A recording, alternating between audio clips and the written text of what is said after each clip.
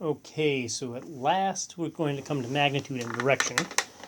We've been talking about vectors, and we said, we're talking about coordinates on a map, right? So I'd say this is 3 meters and 2 meters in the map of the classroom or something like that.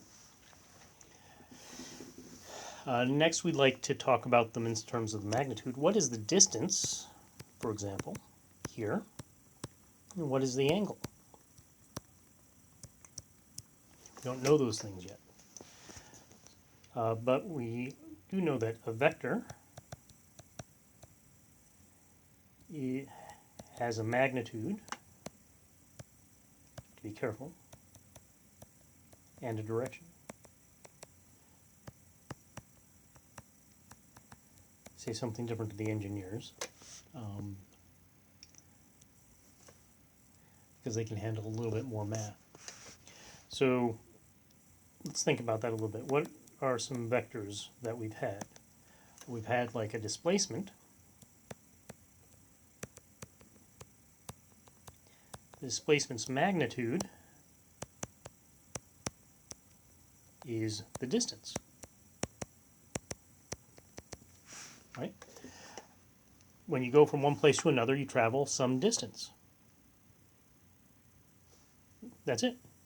The displacement gives you some more information. Right? It gives you the direction information as well as the distance information, but that's good. It tells us something. Another one we talked about was a velocity. The velocity has a magnitude of, which we call the speed, and it has a direction, right? Both very good. What is the angle here? We're going to call this the course for each one. They're the same angle. That is, the average velocity that's associated with a particular displacement has the same angle. That should make a little bit of sense. So we could, if we were talking about more differential concepts, we were talking about instantaneous concepts, we'd have to distinguish between some of these ideas. But we don't have to right now, so we won't. So those both have a direction of the course. Now, we also had some other vectors. We had acceleration, and we had the force. They don't have special names for the magnitude. In fact, we have some bad habits with the acceleration and the force. Because we often call the magnitude of the acceleration. We often call the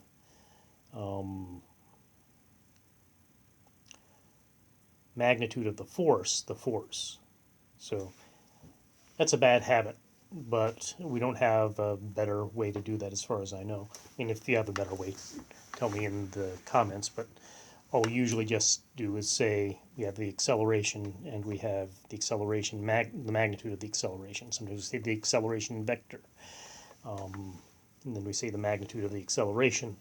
And then when we say acceleration, we don't know what we're talking about. So sometimes you see these strange locutions in physics. They're just trying to make sure that everybody's talking about the same thing.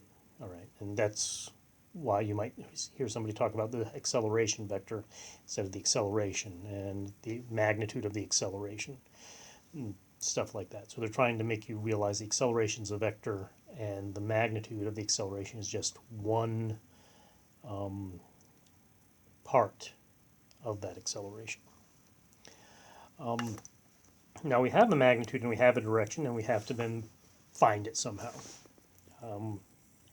The magnitude is found by the Pythagorean theorem.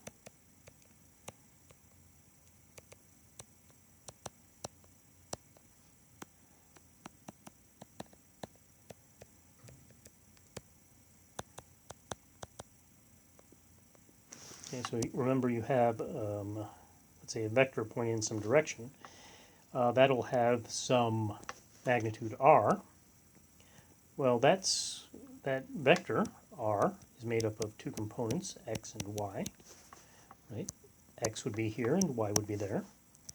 And the x and y components are perpendicular to one another. So you just have one of these right triangles that you remember from ninth grade geometry or whatever it was. So you use the Pythagorean theorem to find this compared to that, or vice versa. Although you have to be a little bit more careful when you do that. So r is equal to the square root of x squared plus y squared. That's the length of that vector. We also want to find that angle. Right? Well, how do we do that? Well, the angle comes from trigonometry.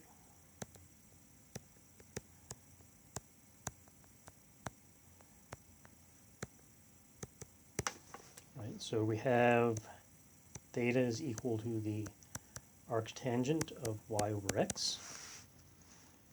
And that will get us there. Remember your old chant from high school or junior high, SOHCAHTOA, TOA, right? Sine is the sine of theta is equal to the opposite over the hypotenuse. This is your hypotenuse. This is the opposite. Cosine of theta is equal to the adjacent over the hypotenuse. This is the adjacent leg, and this is the hypotenuse. And TOA, which is what we just did, is the tangent of theta is equal to the opposite, which is y over x.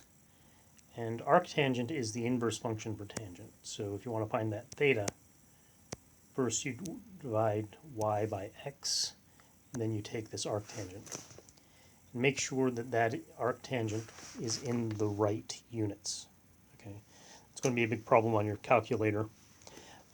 Make sure that it's in either radians or degrees, and you know which one it is. Probably degrees. Okay, so I'm not sure how many things we're going to do that require radians. But make sure your calculator is in the right units. Otherwise, things will be all crazy. All right. Okay, so that's basically what we have for this magnitude and direction stuff. We have a vector like r. Then we can break it up into its components, x and y. So r is equal to x comma y. But we can also figure out what this r and the theta is. R is, we find with the Pythagorean theorem, if we know x and y, it's x squared plus y squared, and we use the arctangent to find theta. And that's all we need for geometry and trigonometry. I guess this might show up in trigonometry too, I have no idea. All right, so that's what we've got for this stuff. Next I'll do an example. We'll complete our previous examples and go on to, we'll just complete our previous examples and find the speed and course of that BB45 in that last example. All right, bye now.